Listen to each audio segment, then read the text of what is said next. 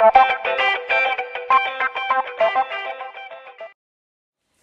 guys, it's Ashika and Jessica at Gardening in the Desert, and we wanted to share with you today what we're going to be planting out in Jessica's garden for spring. It's a very exciting time for planting, and especially for those of you who are new to gardening, we figured this might give you some ideas of what you can do this year. Before we do that though, Jessica is going to show you her seed storage system. So we got these handy photo storage bins, and they're really easy. They're you open it up, and then it's little 4x6 storage inside, and you can do any number of things. What I like to do is organize the packets inside each one by type. So I have all my tomatoes in I probably have like 2 tomatoes because we have a lot of different tomato seeds. And then you can organize them from there, so it's really easy to find all of your herbs, all of your flowers, all of your tomatoes, and it keeps them nice and watertight. And what's nice about the system also is that it's very easy to expand it. So as you grow your collection, you need to add another bin with the smaller containers, and that's really nice too. And it keeps them organized and watertight. Yes, good. Okay. Okay, so one of the things that's going to be really easy when you are starting to grow is to get one of our planting calendars, and you can get this at gardeninginthedesert.com. That's our website, under the shop page, and these are formulated in 2 different ways. We have it so that you can just laminate this, it's double-sided, or there's an easy read copy that you could get, which everything's just a little larger and makes it easier for you guys to read it. And we have a vegetable, a flower, and an herb one. Right? And we're going to be having a bee calendar. Yes, we are working on a spring. bee one coming as well, so that's exciting too. And the way we have this designed is that we have it week 1 and 2, week 2 and 3. So for each month there's really 2 columns. And we tell you what to plant out directly right now, what to transplant from seedling, and then what to start indoors, so you know, and there's no confusion about anything. We also have little notes on the side that is helpful for you, whether, peppers, for example, they take a little longer to germinate, so we'll probably have that information on the side for you. All right, shall we dig in or just get right into it, Jessica? Let's see what we're going to do this spring. Okay, so how about we start with the herbs that you're doing? Yeah. All right, I love herbs. I think that makes all the difference in cooking too. Absolutely. When you can just walk outside and grab some fresh. Not to mention all the health benefits of it, because this is your immunity, so it's so important to have these. Cilantro, for example, is really good at cleansing the blood. So if you have, for example, if you're getting radiation treatment or something, this is a really good herb to use to help just clean out everything. Yeah, and it's delicious too. Let's hold that up. All right, so here we have cilantro, and you could still plant 1 sowing of cilantro right now, and it'll be good for you before it gets very hot. A lot of people struggle with germinating this, and the easiest thing to do is to soak it overnight. And then, so my mom and dad would always do this. They would take 2 sheets of paper, and they put the cilantro down in between those 2 sheets. Yeah. And then they take like a brick or a rock and just gently rub the top of that and then plant it. And you had no issues growing it. So interesting. Yeah. So it kind of like, I think like there's a coating on the outside of the it's seed. just really hard, and so it like just helps the germination process a little bit. Italian flat leaf parsley. I mean, this is a must. It and is. I actually don't even have to plant this anymore. I let it go to flower because the bees love the flowers and all the good beneficial insects, and it just kind of resows. I've got some starting right now actually out in my planter. And I use this one a lot in cooking as well. Yeah. But I've also made tea with this, and I love it. Yeah, I love. I like adding it to broth. A little bit of your honey. So good. Parsley tea. I'll have to try that. Yeah. I've never tried that. And then the flowers as well. Like you could put that into a compound butter, or just use it in your salads, or Yeah, it's got a great flavor. The flower, they like parsley pollen in, I don't know, goat's cheese with roasted garlic or something like that. Something special. Always. Delicious. Bunching onions. Always super easy and just nice to have on hand. And sometimes these will go right up into like July, and then they'll just kind of like slow down and then they'll just come back for you. We do. We have a bunch of bunching onions that have been growing out there for over a year now. Like that's the other thing. They self-sow really, really easily. And then also when they are flowering, you could take those flowers and put it into vinegars and make some infused vinegars. Just really nice. Now, Tarragon, have you grown Mexican Tarragon before? I haven't. I got it for the flowers mainly. Right. But so Mexican Tarragon, it tastes very similar to the French Tarragon. It can be a little difficult to germinate. So put down as many seeds as you can if you're planting this one. Don't sow them deep, just on top. Keep them moist and they should come up for you. They can take the full sun if they're getting enough water. So I think a lot of the stuff that we know as being drought tolerant, because our heat is so intense over here, they just need a little bit extra water and they can still that transpiration, right? They're like basically sweating it out. So even if they are drought tolerant. Absolutely. Okay, this is another one you don't ever have to plant anymore. Yeah, basil. This is the dark purple opal basil. There's so many different varieties. One of my favorites to grow is the holy basil. And I use that more in like water in the summer, just infusing my water. But then of course, you can make your pestos and do all sorts of things with basil. And if you are new to gardening, this is the easiest herb to do. Yes, basil is super easy, and the bees and beneficial insects love the flowers, which are very pretty. And it self-sows, so and it'll go all year. It goes, really around this time of the year. If you've had them growing all year, this time of the year is when they start to slow down, just because it's a little too cold for them. Oh, mine are toast right now. No, they're toast. But we are on a little over an acre, and it gets very cold here. So and they'll just come back for you in the summer because there's a ton of seeds that have been dropped. So now we're going to talk about flowers. And one of my favorite flowers to grow here in the desert is the sunflower. And I've got two varieties here. The Drop Dead Red from Botanical Interests, and this Italian white sunflower. I found these seeds on Amazon because I had a really hard time finding white sunflower seeds in stock anywhere. They sell out so quickly. They're really beautiful. I had gotten them in a bouquet one time and I really wanted to grow them. So what I love about sunflowers, there are so many different kinds, so many different colors. They're tall and stately in the garden. They're really beautiful. Brings in a lot of pollinators and other beneficials, and they're so easy to grow year-round over here. You can plant them every single month, and you'll always have sunflowers. And just before I forget, we actually have an affiliation with Botanical Interests. So we will post that link in the comments below, and you guys can check them out.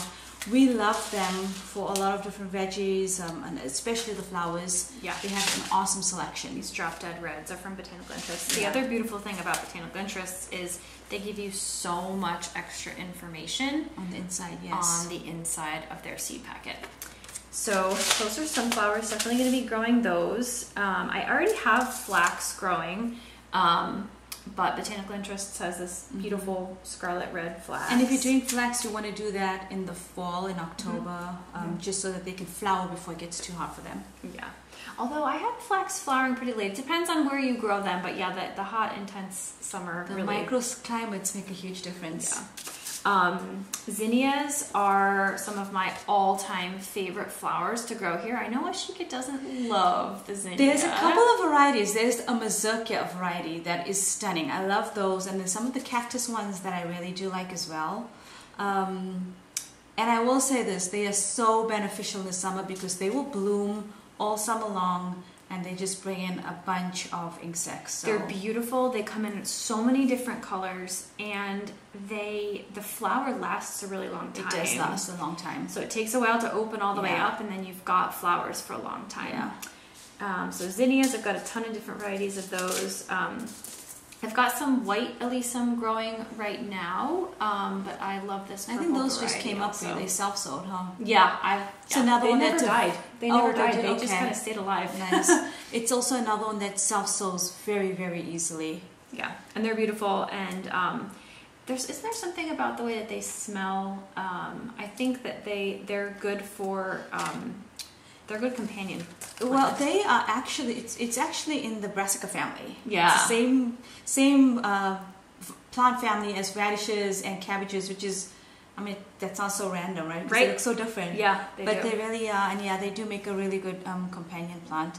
One thing I've noticed about them is that flea beetles absolutely love them. Yeah, they will wreck. Flea beetles will wreck you. So, yeah, obviously the best way to treat the flea beetles is with nematodes.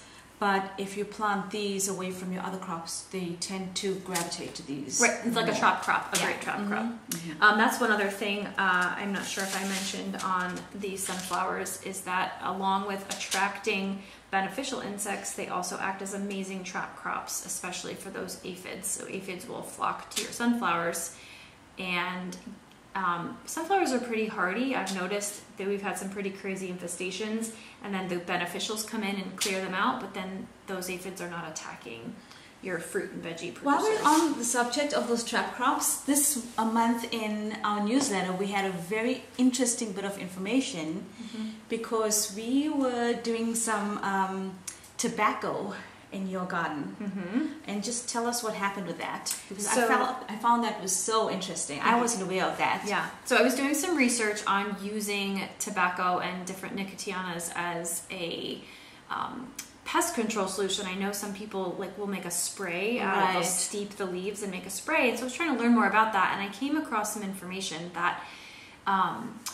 that plants in the tobacco family, the insects will actually gravitate to them, and then they become addicted from feeding on the nicotine. They stay on those plants, and then they end up sort of feeding themselves to death. And also it's a very sticky plant, so some of them just I've noticed that. They can't go anywhere else. Yeah, so they just kind of just stay there and they leave your other plants alone. Basically, yeah. And that's actually another reason why in the tobacco industry there's so many chemicals on tobacco for smoking, is because pests are just so attracted to them. That's interesting. Yeah. So sign up for our newsletter. We'll have a link below where you get lots of interesting tidbits like that. And the variety we planted for that was again from Botanical Interest, and it was the Indian Peace Pipe variety. Beautiful little white flowers. They smell incredible at nighttime. And even the leaves, they were very ornamental. They were huge plants with big leaves. So if you have acreage, it's a good plant to have on there. Yeah, and we don't have those seeds, but that's again Indian Peace Pipe Nicotiana. So then the last flower we've got here is what? The nasturtium, and this is the trailing one. And again, nasturtiums, like sunflowers, there's just so many different types you can get. There's the mounding ones, there's the trailing ones, there's all sorts of different colors. They have the ones with the variegated leaves. You've planted this once and it'll self-sow for you always. So it's another one we like. You could possibly get away getting some in a shadier area, like a dappled shade area right now, but they do better if you plant them in October. And then you can do all sorts of fun stuff. You can eat the flowers. You can eat the flowers, you can eat the leaves, and then if you pick the pods while they're still nice and succulent, you can actually pickle them like capers. Oh, that's so interesting. And but they're nice little spiciness, you know? Yeah, the seeds themselves they're interesting. Yeah. Okay, all right, what's next? Let's move on to, while we're on flowers, I wanted to show these. These are hyacinth beans. Purple hyacinth beans. Purple hyacinth. And now, they are an edible, but I don't think you're going to be cooking them. No. So we're just showing them as a flower because they are very beautiful, very ornamental. It's got lovely purple flowers, and then the pods are a beautiful purple color as well, nice in the trellis. So it's a vining plant, and the flowers are pretty dramatic. They're like kind of long, trailing flowers. Really pretty to do. When we're growing them this year, we'll do a little video on them. Yeah, for everyone. Yeah. Let's move on to these guys. Okay, so we have one tomato packet here. This is a San Maronzo, and we are not planting this right now, but we just wanted to show you that this would be the season to do those. We got a little busy this year, so we don't have much started in the way of seedlings. We're gonna just buy them. Yeah, we're gonna look around, find some local gardeners who have tomato starts, But we do love our tomatoes, and so we will definitely be growing tomatoes And this year. I know you and Chris love to grow the plum tomatoes, so you can make sauce with them. Yes, so we've got the big tomato grinder that kind of grinds it up and separates the seeds and the We'll have to do skin. a video on that as well. Yeah, it's fun. If you are growing this one, don't be surprised. This is one of those that's susceptible to the blossom end rot. Oh, we don't be surprised by that. You know, just make sure you're watering evenly. It's nothing that you are doing incorrectly. Sometimes it's just the pH of the soil. Sometimes it's just the genetics of the plant. You just have to, deal with it. Make sure you're fertilizing them well too and watering them evenly. Mm-hmm. Okay, so you have, this is the pink tongue eggplant, and you have these started already. Yes. Okay. This is probably something we'll put out around mid-March into the garden. If you have not tried this particular variety, it is very tender. So yeah, they're delicious. They're so good. I love them in like stir fries, kind of with like Asian flavors. Yeah, I love them roasted. I like roasted eggplant though. Yeah, I do too. And then, have you grown this one before? Yes. All right, so let me show you guys. This amazing. one is Oswald. This is probably the best variety we've grown in terms of one plant produced. I mean, we probably got 50 or more. And this is going to be good for all like the eggplant casserole type dishes. Eggplant parm. Yes, for sure. Oh, we like to make baba ganoush too. Oh yes. Chard on the grill. Yeah. Okay, tail radish. So this is a very different radish. You're not growing it for the actual bulb. You're growing it for the little pods that look like kind of beans. And you're going to eat it while it's still nice and tender. I guess in Indian food, it's very popular. They make like different curries and stuff with it. I've never tried it, but I've had the pods of my radish that I've let go to flower, and they've got a nice spiciness to it. Yes, so they do. I like that a lot about them. Great one to grow as a companion plant because once it's flowering, it's just going to bring in so many beneficial insects, especially with your squashes and melons. Awesome. I love the good companion plant. Ooh, so on this one we are going to start this, right? Yes. So this is the Ahi Cherrapita, and I have grown this before, and it's got a fantastic flavor, nice and spicy. So like you and Chris will really enjoy this one. And are they that small? I've never grown these before. They just like little pea-sized chilies. Wow. Fantastic flavor, great heat, and drying them and then using them as like a little pepper powder is fantastic, or you can put them into pickles or whatever you want. Nice. Okay, fish pepper. Do you have this one started already? Yeah. Okay. This one started. I love the variegated leaves. Oh, they're so beautiful. Both the variegated leaves and the variegated peppers. Yeah, and then they're when so they start beautiful. to get red, you've got the red with all of the cream, and it's so beautiful. Also, another one that has a really good flavor. I find that these can be spicy sometimes, and then other times they're really mild. I've noticed that on some pepper plants. It seems to me like weather affects them. I think when it's like super hot, they tend to be really mild. Okay. And then when it's like super cold, they tend to be really mild as well. When the temperature's just right, they, Then they're nice and spicy. Yeah.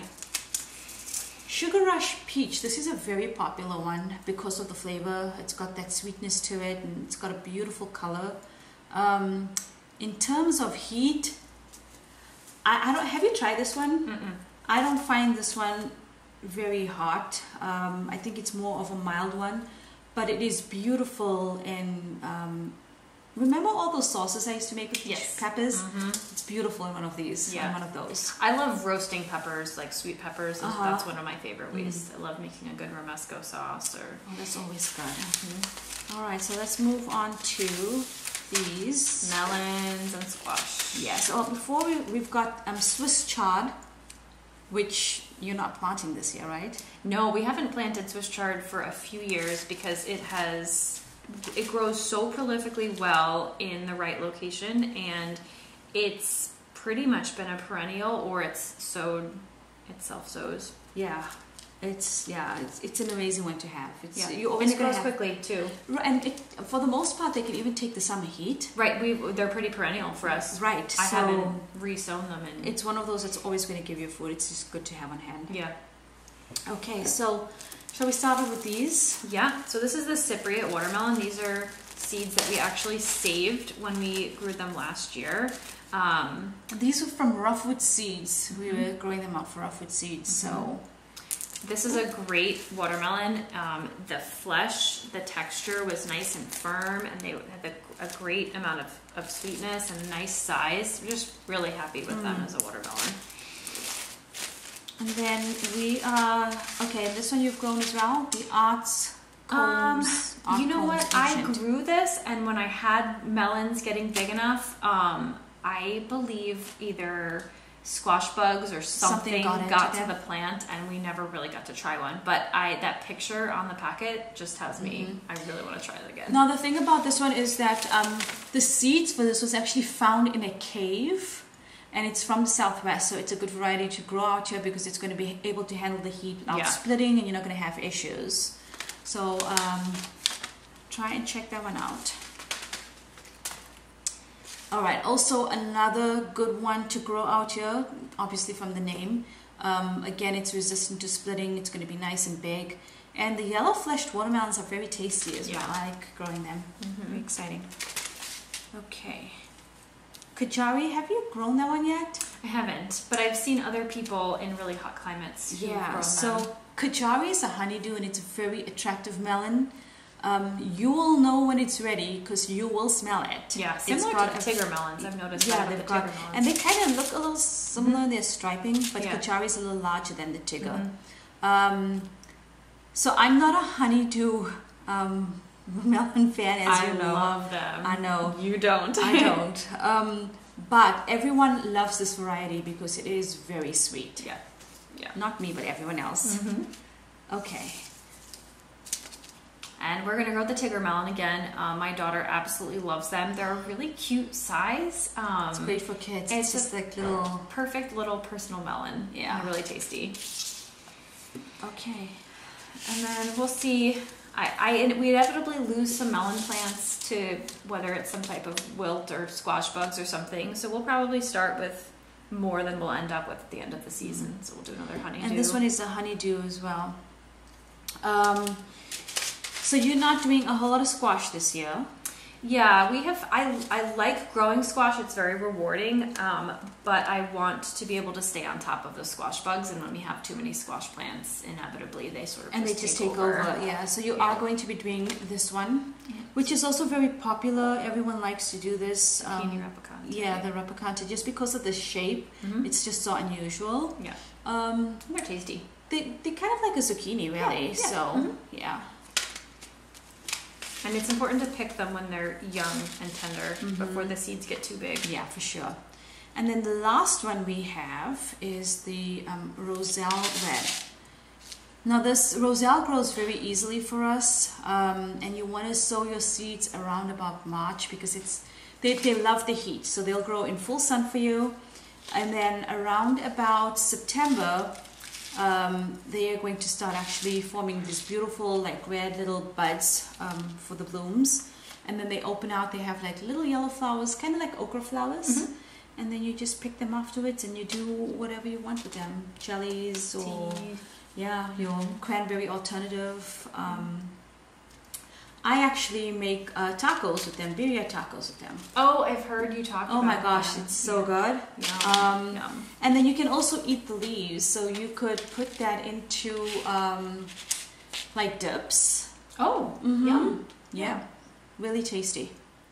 Thank you so much for watching. We're really excited to get these seeds in for our spring planting. We hope you enjoyed. If you have any questions, you can comment to us and let us know what you're growing. Yeah, let us know what you're growing, and don't forget to like and subscribe. We'll see you guys next time. Bye.